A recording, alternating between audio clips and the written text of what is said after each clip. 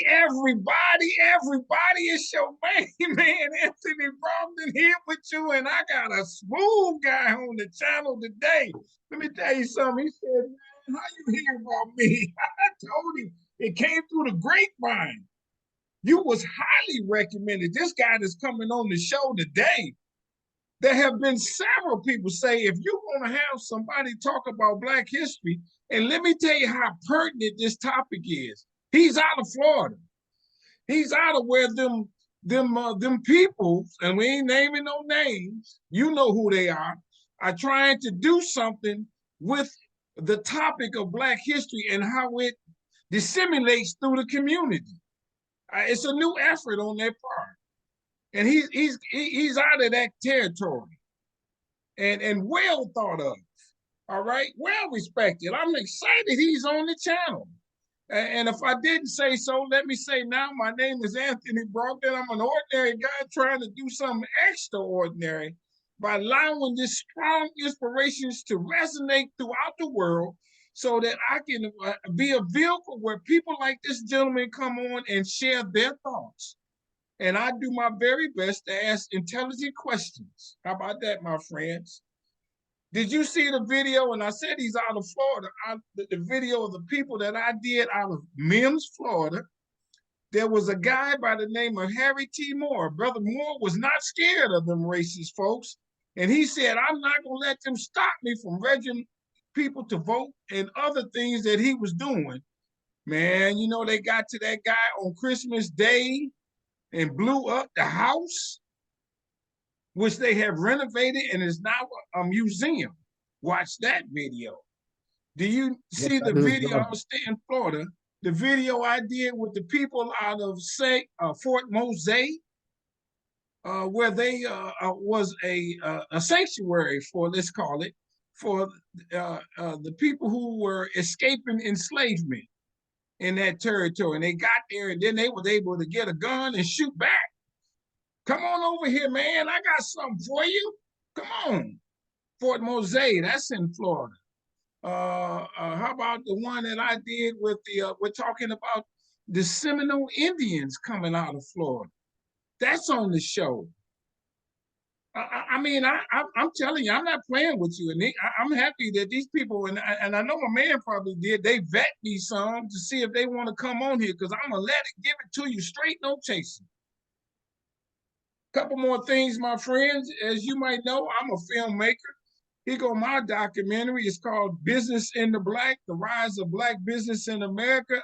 I did not know until later in life, and it wasn't taught in school. Maybe I was asleep in that class. I'm not sure that there were enslaved Black folks who owned businesses.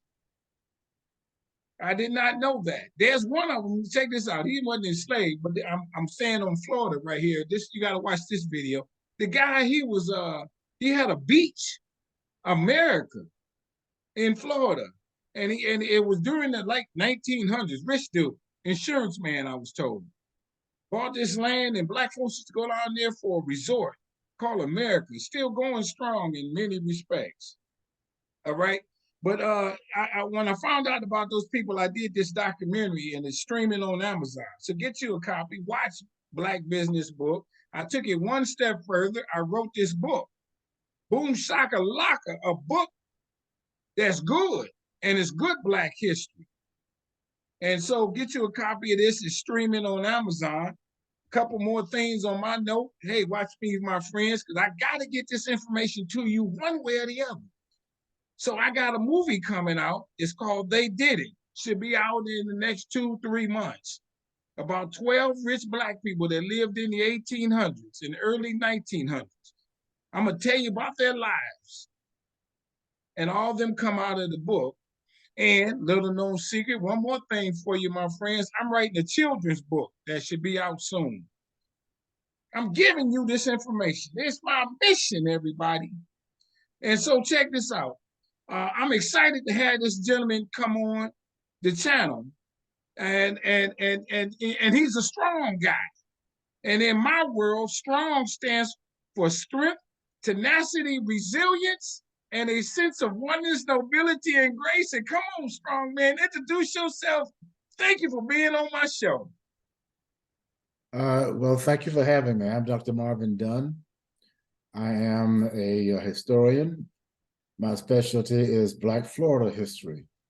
I taught for 35 years at Florida International University as a psychology professor, and I became interested in history about 20 years ago and began writing about race violence in Florida, and Right. have written several books on that topic. Let, Right let me, let me, let now, me, I don't mean no disrespect, but I want to talk about you just, and I do this with all the guests, just briefly. Rochelle, Where were you born and raised? I was born in Volusia County, Florida, 1940. I'm 83 years old. Was that a black community, white community? What's that town like? Volusia County is one of the 67 counties in Florida. I was born in a place called Deland, Florida, in Volusia County. It's near Daytona. That's a black community? Well, no, it's the whole county. So it's Yeah. the county is probably not probably is mostly white, but it has probably about a 20-25% black population in that county. Did you grow up in the black neighborhood? Yes, I did. I grew up in Jim Crow, Florida. I was born, as I said, in 1940. So my life span goes back to having to sit in the back of the bus and go to segregated schools and drink out of the colored fountains. I lived that as a part of my life as a boy growing up in Florida. Where did the white people live? How close were you to them? Well, there was a dividing line in terms of the residential area for whites and the residential area for blacks. Usually, it was a railroad track. In the Yes. land, in the land, it wasn't a railroad track, but people knew which side of the town was black and which side was white. Did your parents tell you don't go on the white side or come back before it get dark? Any of that kind of thing? Yes, they did. Although we went over there to do people's yards and things like that, but we knew not to be over there after dark. And Deland and a lot of southern towns are like this. People really know each other. Even the white folks know the black families. So there's, at least when I was coming up, you knew where you had to be, and people respected those kinds of boundaries. We certainly did. We knew we couldn't be in White Town after dark. Did you grow up or have any action with white kids like in grade school or any of that kind of thing? No, let me repeat. I was born in 1940. Schools in Florida were not desegregated until the 1960s. I was a grown man serving in the Navy by the time black kids and white kids in Florida got to go to school together. No, my school was an all-black school, you know, and the black community. I was a good student, so I was one of the kids doing in high school, for example, that they would send over to the white school to get their used textbooks to bring them over to our school. All ripped up and writing in the books, but we got those books when the white kids got new books provided by the state. So my education was subject to that kind of discrimination, which was typical in my generation. Okay, let me ask you this. Did you think white people were better than black people? Yes, I'll tell you why. When I looked around, my dad was an orange picker. We were a migrant family. We went up on the season to pick vegetables to come back to Florida and try to make ends meet. So crawling around in the dirt on Long Island, picking up potatoes and picking beans and watching white folks drive around their big limousines, air-conditioned cars. Yeah, how could I not think that? How could I not look at the white school, as beautiful as that school was, beautiful brick building, laboratories, libraries, and look at our little colored school, and not think that white folks were better? You could Yeah, not right. grow up in Jim Crow, Florida, and think white folks and black folks were equal. Equal, I'm sorry. Were you afraid of them? No, I had no reason to fear anybody. Uh, my life, my family was never threatened, but we lived in a very segregated society. People stayed in their places, so there was no reason to be uh, fearful of white people. Now, I was about the same age as Emmett Till. So Emmett Till was killed. I was 15 years old, just as he was. That was the first time I really realized that you could die as a result of being a black person. That was the one event that my parents felt the necessity to tell us about. They raised 5 sons. And when that happened, the older ones of us were told about that story. A couple more because this is good stuff. I want people to hear it. What was in the black business district? What street was it on? And that's where you did your shopping at and that kind of thing. Well, no, you're just shopping downtown in the white stores. That was a black section, but mainly it was a barbershops, beauty parlors, the barbecue place, the colored movie theater. But when you got ready to buy groceries, you went downtown. When you got ready to buy furniture, you went downtown. So you're talking about a fairly limited Black economic base in a small town like Deland, Florida. Did you ever hear of racial incidents that happened in your town? And this is leading to your topic. Yes. Lynchings or whatever you want to call it. Tell us about. My grandmother told me about a lynching right outside of town. My dad was a little boy at the time, and they lynched this Black man. She said there was much ado about it. Folks knew it was going to happen 2 or 3 days before, and that the lynching was witnessed by white and Black people. That people went to see this sort of like a circus event, and she saw it. She saw this man lynched. My dad was there as a little boy, as were a lot of other kids. This was an era in Florida in which lynchings were public events, more like a big football game. So people would come out and camp out even for a day or two just to be there for the event. That kind of thing was typical of lynchings during that era. So, I mean, why did the Black people go? Why? Yes. Um, Lynchings were spectacle. It was spectacle. If they lynched somebody who was known to be a bad man, even Black bandits and guys that were thought to be accused of doing something terrible. Well, you had Black folks who did not necessarily have a problem with that. Really? Yeah. Okay, let's go to the beginning. Like, for example, that the guy did you hear what he was accused of doing? They never said what he did. It didn't matter. So, okay, you said a couple days early. Was he in jail, or he just knew that in a couple days they come into the house to get me? My grandmother said he was in jail. The sheriff turned him over to the people so they could have a lynch. He must have done something must have been accused of something pretty terrible to draw that many people to it. But lynchings were worse in Florida than they were in any other southern state. If you lived in Florida in the 1910s and 20s and 30s, if you were a Black person living in Florida, your chances of being lynched were greater than they were if you lived in Mississippi or Alabama. Florida was a mean state for a lot of reasons, and a lot of racial violence took place in Florida because so many Confederates moved into Florida following that war, the Civil War, and they came in, these white people came into North Florida, they'd lost the war, they'd lost their homes, they lost their businesses, they were angry, and they brought former slaves with them to do the work on the lands that they were able to acquire. So Florida was a mean place in its early development as a territory and as a state. And a lot of that had to do with so many angry white Confederates having lost that war, coming into Florida, joining the Klan and other anti-Black groups, and wreaking havoc on Black people in Florida. But now the dynamic that makes that interesting is that Florida was a safe haven at one point. The Spanish part of Florida for Black people. Like I said, that ended in 1821 when the Spanish left. Florida became a territory in 1821. And you're right. Under the Spanish, even the enslaved had protection. The Pope had declared that one Catholic could not enslave another Catholic. So a person who was enslaved in Georgia could come into Spanish Florida, claim to be convert to Catholicism, and agree to protect the crown, and he would be a free person. So slavery and the way that Blacks had to live in the Spanish Florida was very, very different. Spanish Florida, for example, recognized 3 races. Spain recognized Black, white, and mulatto. America comes in 1821, Spain leaves, only 2 races, white and Black. It doesn't matter how light-skinned you are, 2 races.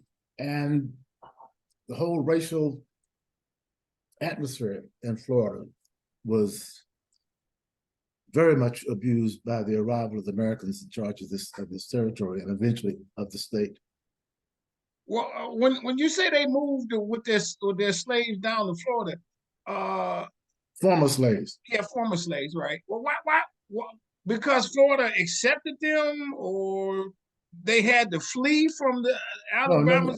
No. The war was over. Well, listen, when Florida became a territory, before it became a state, it was a territory under the control of the federal government. Florida becomes a territory when the Spanish left in 1821. A few years after that, the U.S. government gave 160 acres of free land to any white household holder, any white male household leader, household head. 160 free acres of Florida land to any white head of household. Not 1 inch of land to a black male head of household. So Florida gets divided up from the beginning with land being given free to white people, white men, and not to black. The intent from the very beginning in Florida was to make sure that black people were landless, and that has been the history. Wow. Okay, let's go back to the lynching part. How did that go? They come to give you over to the people. They First, chain you up. Yeah. Go ahead. Let's determine what a lynching is. Okay. Right? What made a lynching different from a common murder? All right, let's talk about that. Right. So we know what we're talking about. In the 1930s, a group of people, scholars mostly, met at Tuskegee Institute in Alabama to define what was a lynching, because this was an area in which a lot of lynchings were going on. So there was a need to decide what is and what is not a lynching. So these people came up with these conditions for a killing to be a lynching and not a murder. First, there had to be a dead body. People debated, well, suppose the person lost an arm or a leg and they lived. No, the person has to die for it to be a lynching. Second, it must be extra legal. It must take place outside of the law. Third, it must be carried on by 3 or more people. And fourth, the motive must be race or vengeance. That makes it a lynching. Now, hold on, let me stop you right there. You said the Tuskegee. Who came up with this? This was the Tuskegee Institute at that time was the seat of black knowledge in this country. So these were people from the NAACP, the Urban League, white groups that were anti-lynching organizations came together to make this determination. That was a lynching. And okay, well, then them making that determination, did that make them think differently about lynching than a murder? That was the whole idea. Because that was the whole idea. How could if this black person was killed, was it a lynching or was he just murdered? Well, it was a lynching. What made it a lynching? That's why these scholars had to agree on a common definition for a lynching. The other thing to tell you is that a lynching had nothing to do with the rope. Lynching has nothing to do with a rope. Most of the people who were lynched were shot to death, not hung. Southern whites did not know how to tie a hangman's knot. You see, if you don't know how to tie a hangman's knot and you lynch somebody, that's a bad lynching. They're strangled to death. And that's a bad lynching. See, back in the lynching era, they had what they call a good lynching and a bad lynching. A good lynching was when you kill somebody and they died right away. The rope snapped them, they broke their neck when the rope was released and they died right away. A bad lynching was one where the person lingered and choked and didn't die sometimes for hours if you didn't tie the rope right. So that's why folks who were lynched were generally shot, beaten, or drowned and not necessarily hung. But okay, so if a person was lynched, did people look at that? And I know your answer is yes, the way you said it. They look at that different than a murder, and they can justify it somehow in their mind. Is that what you're telling me? Well, I don't know about justifying it. People who committed these acts felt that their behavior was justified.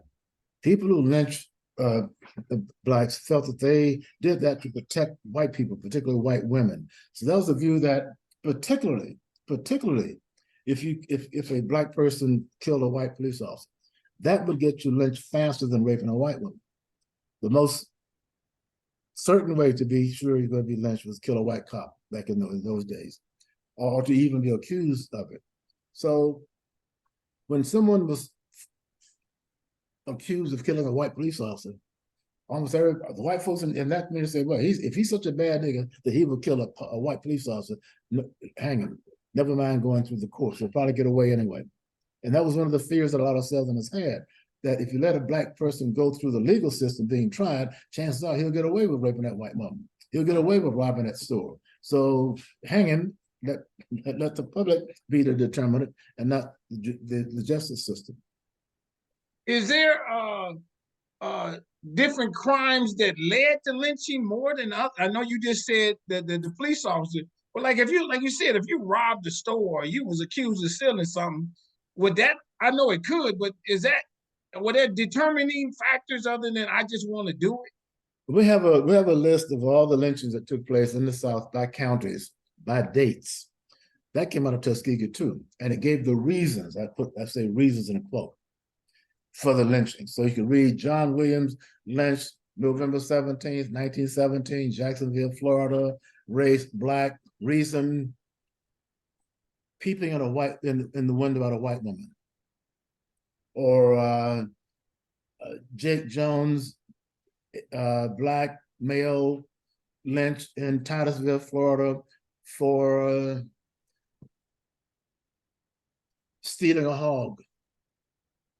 So, there's a fairly good listing of the reasons. Again, I say reasons because often there was no reason for it. People just wanted you dead because they thought you were helping somebody who did something wrong. So, I mean, a lot of the folks who were lynched were the family members of the accused person. Really? Yes. In Florida, for example, in the 1920, what year was that? Was it long? 1916 lynching in Newberry, Florida. The largest lynching in Florida history took place in Newberry in 1916. They lynched 6 people at one time, including a pregnant woman who dropped the baby when she was lynched.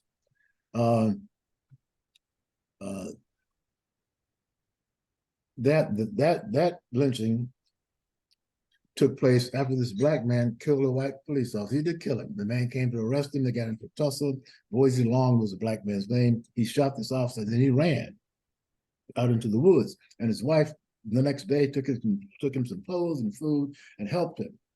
So they arrested her and other members of his family and put those people in jail. And the mob came and got his family members and started killing them. They lynched 6 of them at one time and threatened to kill more of them if this man didn't turn himself in. And he did. That's how they got him to come in. And then they had a trial for him that lasted one day, and then they hung him. My point is, if you were a relative of a person who was accused, a black person who was accused of doing something that they thought was worthy of a lynching, they would often take your child, your wife, your mother into jail, into custody, and tell you, you better come in, I'm going to lynch your mama. Wow. And that was a lot of people. It worked. A lot of cases, it worked. That's somebody in the woods. Why go out there trying to chase John Williams out there in the woods? Get his wife, get his son, bring him in here. Now, you alluded to this earlier. Lynching was a spectacle. It was a picnic. You said people got there days early to watch this, to get ringside seats, and that kind of thing. Yeah, well, that changed after 1934 in Florida. Actually, it changed in the country in 1934. A mob lynched a man named Claude Neal in Marianna, Florida, for allegedly killing a white girl. It looks as if he probably did kill her. They were having a relationship and whatever happened, but it looks as if he did kill the girl.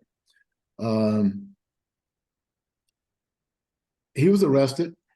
And in this case, I give credit to the white sheriff who did everything he could to save that man's life. He took him from one jail to the next county, even took this man onto the Pensacola Naval Station, put him in the brig. The mob came and got him there. And it was in the newspaper 2 or 3 days before this lynching took place. That he was going to be, once they got him in custody, it was in the newspapers all over the country that this man was going to be lynched. President Roosevelt knew about it, and the lynching still took place. And it was a huge public lynching. People came from all over the place. Thousands of folks came to watch this man be lynched.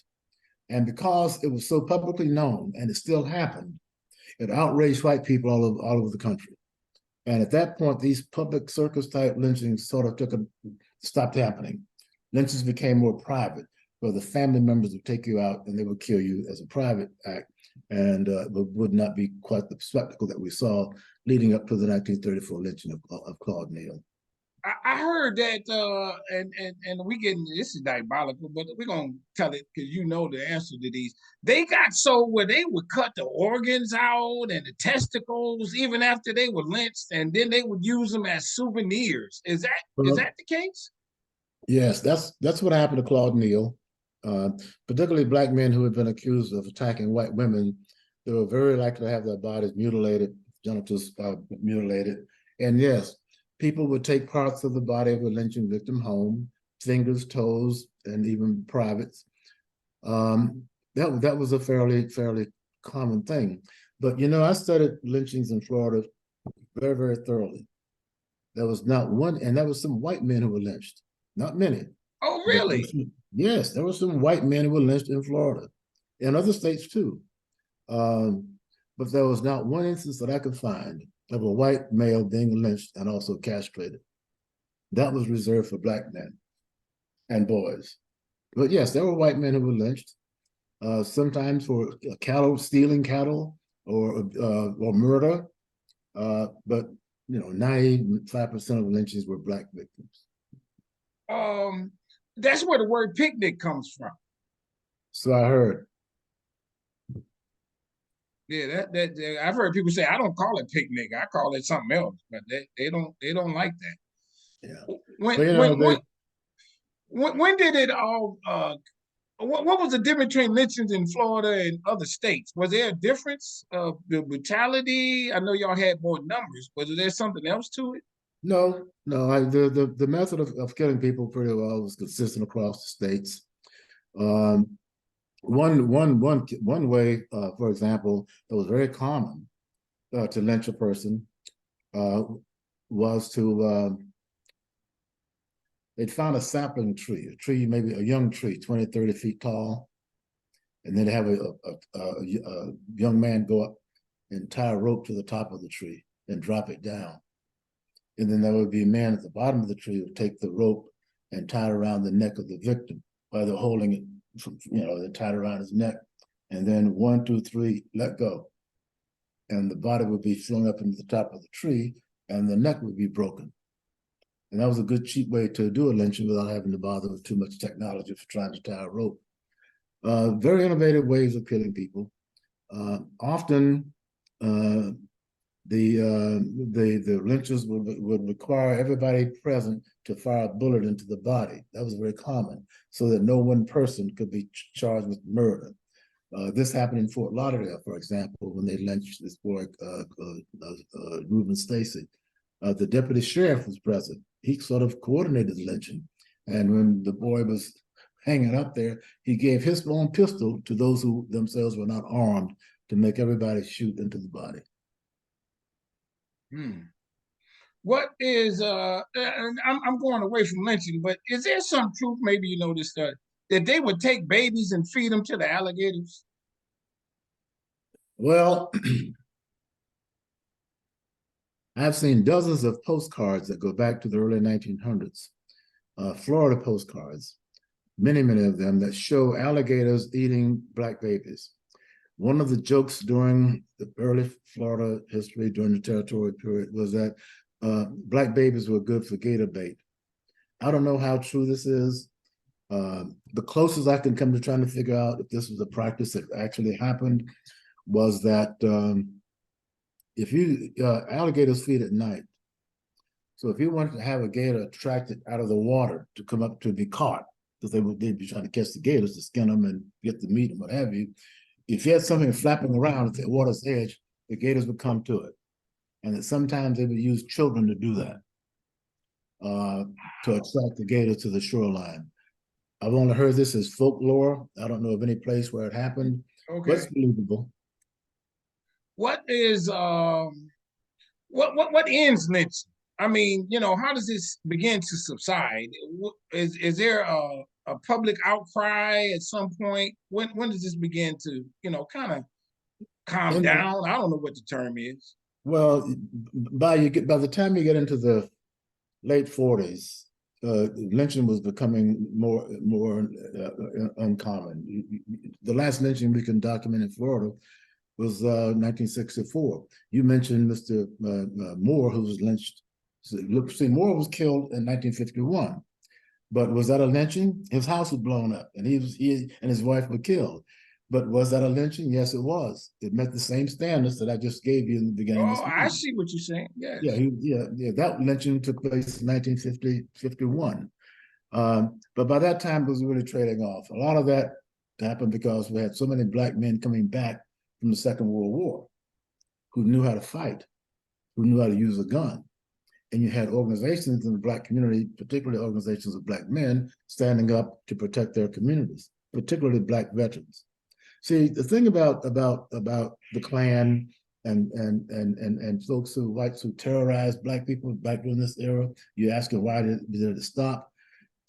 These black men who had been overseas fighting for their country came back home, talking about in the South, and they were not going to tolerate being treated like second-class citizens. I was told by a couple of people I interviewed for my book that when the Klan would come into the black community in Miami on Saturday nights to ride through with their shotguns and all of that stuff, he said, you know, Dr. Dunn, us veterans, we would sit on our porch with our guns in our lap, and they just ride right on by us, go down the street and shoot in somebody else's house. So we had black men resisting, physically resisting being abused. They were protected for the most part. Okay. Okay. Just some some more, a little more. When what is the government's response to this? At some point, is there a president that encouraged it? Is there a president that frowned on it? Florida had a governor named Leslie Katz was his name. He was Florida's worst governor. Leslie Katz tolerated lynching. In fact, he encouraged lynching in Florida. He was an extremist in that respect. Florida governors through the lynching era did nothing. Their view was that if we order the arrest of a person or persons who have been accused of lynching a black person, and that white person is tried in their community, as they have to be, you're not going to get a white jury that's going to convict them. So why do you bother with doing? That was the same thing with the Moore killing. The FBI became involved in investigating a lynching in the South for the first time when they killed Mr. Moore and his wife. The FBI came in, and their hands were tied. The only thing that the FBI could investigate was the damage to the mailbox, because that was a federal piece of property. Really? Yeah, that's all the FBI could do. They did a little bit more than that, but they were not supposed to do more than that. For example, it was the FBI with the Moore investigation that concluded that the Klan didn't use, whoever did it, they think the Klan did it, that whoever did it did not use dynamite. They used nitroglycerin. The explosion was so horrific. It's Christmas night, Mr. Moore and his wife had gone to bed. It was their anniversary evening. The family was in town celebrating. These people put this bomb underneath their bedroom. It goes off. The family say that his body was thrown up into the ceiling and every bone in it was broken. And he was put on a car in the back seat with his mom, his head in his mom's lap. His cousin was driving, had to go almost 40 miles to get to a hospital that would take a black person. And as they were crossing the St. John River going to Sanford, Florida, he died with his head in his mom's lap. And that was the bravest man, with the possible exception of Osceola. Harry T. Moore was the bravest man who ever walked in Florida, because he was going around in rural areas alone, sometimes with his family, registering black people to vote. Yeah, that's what they tell me. That's why they killed him. Well, is there one of the lynchings that gave the most national outcry? Yes, Rosewood. You ever heard of Rosewood, Florida? Yeah. I got the lady who her great uncle was the guy that accused of raping the lady. She's on the show. All right. Yeah, well, I own 5 acres of land in Rosewood. I'm the only black person who owns land in Rosewood today. Once the town was burned down, based on a lie told by a white woman, all the black people left. But we don't know how many were killed in the process of burning this town down. So what we're trying to do now with the property that I purchased in Rosewood is to preserve it as a historical park, so that there will always be a place where people can go and touch that story physically and walk that ground, in fact. Yeah, that's what they told me you were doing this. And before we end, I want to talk a little more about. But Rosewood, the way she tells, the black people fought back for a while there, and they made them white people leave. No, well, no, that didn't happen at all. Mm-mm. No, you had a white mob come into Rosewood, hundreds of men, people coming from as far away as Georgia, armed, some of them on horseback, trucks, walking the railroad track, coming into Rosewood from a little town 2 miles away where this mess began. And it was cold. It was the first is January 3rd, 4th, 5th is when 1923 is when this all happened. The mob comes in and people ran. Now, Sylvester Carrier did not run. He was the black hero of Rosewood. Sylvester Carrier, his mama, Sarah Carrier, was at this white woman's house when she was attacked by her white boyfriend. And she made this lie up that a black man attacked Yeah, her. that's right. That's right. Right. So that's why the mob came to Rosewood. That's right. And again, people say that they could not remember it being that cold. The extremely cold January season. And this all happens. And people started running out of their houses in the middle of the night, in the night clothes, in that weather. You had children out, and Rosewood is a swampy area. It's near the west coast of Florida. So it's a very wet area. Can you imagine the temperatures in the tens and teens, and you're out there in your night clothes, children protecting children? So we don't know how many people died, but because there was a movie made about Rosewood, the Rosewood Massacre became a very well-known event. Yeah. And, that's one reason why I bought the land there, and that's one reason why I still take people up there to be able to visit Rosewood. What does this do for you? Well, do you cry hearing some of these stories, doing this research? How do you digest it? I digest it as a historian. If you are a historian, you can't afford to let your feelings influence how you write and what you write and the truth you speak. So to tell the story of a 15-year-old boy being lynched in Florida for writing a love letter to a white girl in 1944, to take high school kids to his grave and their parents and stand over this boy's grave and not feel the pain. I've been to Willie James Howard's grave 15, 20 times in the last 20 years. That boy follows me back to Miami every time. So you don't get away from it, but you can't allow your feelings to dictate how you tell history. You tell the facts as you understand them, and you try not to embellish them with your own views. And it's tough. It is difficult to study so much death, so much hatred, and then not be tainted by it in some way. Okay, this leads to my next question. Why did you choose this topic then? Because I saw a lynching happen in in real life. I saw a lynching happen in Florida. It was in 1980. These victims were on the ground. It's in Miami, 1980, May. They were surrounded by several young men who were using a Miami Herald newspaper dispenser, kind of metal box that you have to get the newspaper out of on the streets. Mm-hmm. They were using this newspaper dispenser to repeatedly hit this boy with it, and they killed him. And I'm watching this, and so were several thousand other people watching this happen. And the victims, the ones who were being killed, were two white boys. The ones who were doing the lynching were black boys.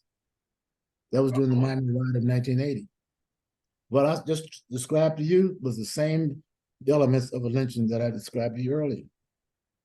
Outside of the law, dead bodies, 3 or more people doing it, and the motive was race. That was 1980, May 17th, 1980, Saturday. Did they convict? They convicted them boys though, didn't they? They convicted 3 of them, yes, because they were doing this in broad daylight. People were so angry about what had happened that led up to that riot that there was a feeling that you could beat a white person to death in broad daylight with thousands of folks watching, and there'd be no consequence. Oh, so there was a riot that led up to them doing these riots. It was a riot. Okay. But it was still a lynching. The victims just happened to have been white. There is, and I know you're probably familiar with this, what's it called? Out of Montgomery, the National Lynching Project, Equal Justice. Yeah, Equal Justice Initiative. Yes, I've been out there. Yeah, what's your thought in that regard? Not so much my thought, but my feeling. My feeling because they have replicated so much of that history. But I had the same feeling there that I had at the Vietnam Memorial. If you've ever gone to that in Washington, where you walk and all these names, I had the same feeling in Alabama as I did when I went to that memorial in D.C.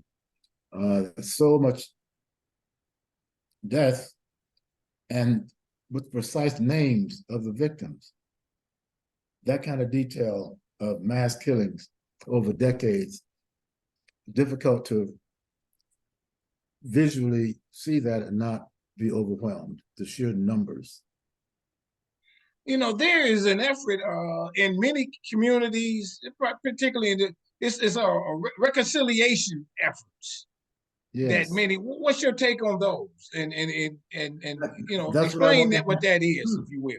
That's what I want to happen on my property in Rosewood. I want that to be a place where people come together and reconcile their racial differences, sit down and talk. And that holy, to me, holy, sacred place where this terrible thing happened, the little 5 acres that I managed to save, let's reconcile some of these problems. Bring folks from universities, churches, community organizations. Come and let's work out our racial problems. We have to reconcile. Because look, every 4 years we go through this race thing. Every time we have a presidential race, every 4 years, somehow or another, race becomes a national issue. And here we are again. That's what the Republicans use to gain control from the folks that they want to have support them. Back to race, whether it's, you know, and normally it gets couched in soft on crime. Those who are really talking about us. Yeah, that's right. You know, so that's where we are again. So we'll have to get this stuff reconciled. So we will never get any place as a country. I got one on you on the floor to tell what's going on. What's your take on that? Is he getting somewhere? I'll name him too. DeSantis and what he's doing, is that getting somewhere? What does that do for people like you that's trying to keep it alive and stuff? Well, he was getting somewhere, but now Governor DeSantis is slipping in the polls. It looks as if he is still possibly going to be the nominee, but it seems less possible right now. Yeah. Look, see, DeSantis jumped out there with this whole anti-woke thing, which was really a very thin veneer for anti-Black stuff. That's right. That's right. And at first, it got him attention and what have you. And then people started saying, well, is that it? That's all there is to him? What more is there? And there wasn't anything. Plus, he found out that most white folks don't give a damn about woke or not woke. It's not a matter of interest to most white folks. You can't become president on one issue, and that's what he was trying to do. So I don't think he's going to be the nominee, but he is still a dangerous man. DeSantis is still a dangerous man because his ideas, his fascist ideas, are spreading in this country to other states. So I'm still very worried about him. As a couple more, as a college professor, did his efforts in Florida start doing something to the colleges trying to teach Black history? I am one of the 7 professors in Florida who are suing DeSantis and the state over the DeSantis Stop Woke Act. We have prevailed at the first level with the federal district court, and we're moving on up the line in this case. So, you know, when I was told that even though I had retired from the system and was not teaching regularly, I was still doing a little work here and there with the university. When I was told that I can't mention institutional racism or breaking the law, that I can't mention that Florida, if not our country, was bathed in racism from the very birth. So I was outraged. I still am, because I simply will not respect any restraint on my speech except civility. So that's why I became a part of the opposition to fight the government. Are you an activist now? Yes. I led a march about 3 weeks ago to the Dade County School Board to protest the standards that DeSantis is trying to force us upon us. And there were more than 1,000 people behind me for that march. Whoa. So yes, I'm an activist. Whoa, okay, I got one. I'm sorry, brother. Okay, you here go. Yeah, here go. And don't mind this question. And I asked this with a tear in my eye. Because people like you make me tear up. But I gotta ask you, because it's in my heart. Are you afraid? Yeah. Yeah. Um, I had all the people out there in Rosewood with me are white people, I think I mentioned to you, and some of them don't want me out there, don't want black people out there. I can imagine. And last September, as I was preparing my property to, because it had not been touched since 1923, it's a beautiful, pristine land, just as it was in 1923. I was preparing to make it visible, make it so that people could visit it for the 100th anniversary of the event. This was September 5th, 6th of last year. And I was up there with my son and 3 other black men on my property, and my white neighbor across the street who never spoke to me, I never spoke to him, drives up in his big pickup truck and yells at me, what's going on out here?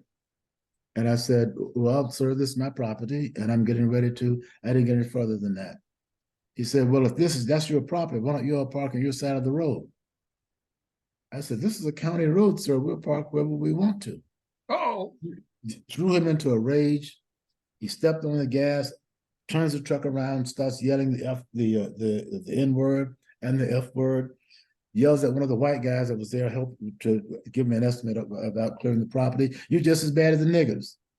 And speeds off, almost killed us. So the white guy, one of the white guys with me, called the police before I could. And they came out, took him 3 or 4 days, but they arrested this guy for using his truck as a weapon. When I got back to Miami, because I don't live up there, when I got back home, I called the FBI and reported this as a hate crime. And all the stuff you hear about DOJ and weaponized and all that, the FBI and the U.S. Attorney's Office got on that case. They arrested this man. They charged him with 6 counts of a hate crime. And about 3 weeks ago, he was tried and convicted by an all-white jury in Gainesville, Florida, on 6 counts of a hate crime. He now stands, he's looking at 10 years per count. And that sentencing is going to take place on October 19th. Can you believe it? In racist Florida, an all-white jury found this man guilty of 6 counts of a hate crime for what happened up there in Rosewood. See, a lot of people don't like this business. They may not be all that happy with Biden, happy with the Democrats, but when you get people using a truck to try to run somebody down, yelling niggas this and niggas that, a lot of white folks just don't like that. The sheriff of Levy County himself called me and said, Dr. Dunn, this is not us. And here's my cell number. If you have any trouble from anybody out there, you call me anytime, day or night. That's the sheriff. And he's a Trump supporter. So you a long way from growing up seeing what you saw to where we are now in America. Yeah, you got that right. One more. You proud of yourself, aren't you? From where you come from. First of all, let me say this: to get your doctorate and I guess I'm gonna take liberties from humble beginnings. To get your doctorate, somehow you was chosen. You like to read, you like to write, or something. Then you chose this topic. How your life shaped like this? What? I'm sorry? How did your life shape out like this? Oh. Well, my mother raised 5 sons. She had no daughters. And again, we were brought up in Florida at a time when it was tough to be a black person. And my mother told me, and not my other brothers, but she told me again and again and again as I'm coming up, Marvin, your mouth go be your ruin.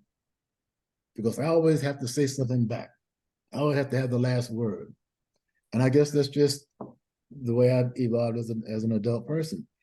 If I think something is wrong, then I have to say something about it, even if there's some pushback in doing that. So it's no great character award to hold up. I just don't like being told what to do when I think I'm being told something wrong. Okay, let me promote you in this question. You've written books and that kind of thing. Tell us if you have. Tell us about them. How we get them. Let me let people know how they can deal with you and follow you and that kind of thing. I have a website. I suggest people go to Miami Center for Racial Justice.org. I'll repeat that. Miami Center, all one word, Miami Center for Racial Justice.org. And you'll find out about all the things we're doing in Florida to take people to lynching sites, to take kids and their parents and grandparents free around the state to witness these stories. And you can donate and help us in our process, in our work. Also, a lot of my work is on my website, dunnhistory.com. My books, films, and all of that can be found on dunnhistory.com, and I urge folks to take a look. So you've done several books and even a movie, a documentary or two. Is that what you're telling us? I've done a number of documentaries, yes. Number of documentaries. On Rosewood, on the Black Seminoles of the Bahamas, and other topics. The Willie James Howard story. I'm sorry. What's one of your highest awards? Have you, you got some awards somewhere, the President's Honor, that kind of thing? I don't know. I don't set you spoke somewhere that people heard you that really moved somebody? No. Well, the American Historical Association has decided to give me a prize. There you go. And that's as high as you can go in terms of being a historian. That's the professional organization over 100 years old of historians. And if they believe my work is worthy of an award, that one means something to me. But I just do what I do, and the awards aren't that important to me. Okay, one more. When you, and this closes out, you want people to know about what you have done. Well, that's all I got. I want people to know that I have been a part of stopping DeSantis from being president. I think I and those of us who have made clear to the nation what kinds of policies he is advocating and what kind of a president he would be. And because we've been visible and vocal and out there, I think the nation now knows that this man is unfit to be president. And I'm proud to have been a part of getting that message out there. So, yes. Yeah. Okay. Everybody, I told you you're going to love this. Let me tell you, I had heard about him. That's what happened. And here he is on Strong Inspirations, and he's giving it to you straight his way. Man, I appreciate this. And everybody, come on, hit the subscribe button on Strong Inspirations. Hit the like button. There is no love button, but if there was, I know you would love this. He gave it to you. I tried to come up with some intelligent questions. There's much more he could share. He got 30 years in this game, and he's putting his life on the line for it. Follow him on his website and his organization. If you in what part of Florida do you centrally located in? Miami. Miami. Okay, you're in the Miami area, then you can take his tour, sign up, support this guy, leave some money in the jar that they have at the table and the desk and all that good stuff. And to you, my brother, I say this, and I mean this with all sincerity. I want you to stay strong, stay safe, stay on your grind. You teared me up, man. You teared me up, man. Meeting people like you is why I do this show. You teared me up. And I know people watching this gonna tear up because you can feel it coming out of his heart. He's a humble guy. He got many more awards than what he's done. Many more lives he's touched in this school. This is an icon in front of us. How about that, my friends? So Strong Inspirations, I ain't gonna play with you. Thank you so very much for being on the show. You're welcome. My pleasure.